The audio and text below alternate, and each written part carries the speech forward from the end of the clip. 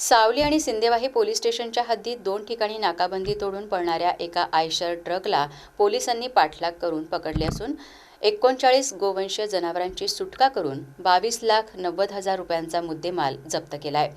Truck चालक शाबीर अली याला अटक करण्यात आली असून एक जण फरार होण्यास यशस्वी झाला आहे। सावली पोलीस पथक रात्रीची गस्त घालत असताना त्यांना व्याहाडकडून सावलीकडे येणारा एक टाटा कंपनीचा आयशर ट्रक संशयास्पद स्थितीत दिसला। पोलिसांनी सदर ट्रकला थांबवण्याचा इशारा केला असता चालकाने ट्रक न थांबवता पोलीस स्टेशन सावली समोरील बॅरिकेड्सला धडक देऊन मूळ रोडवरून सिंदेवाहीकडे पळवला।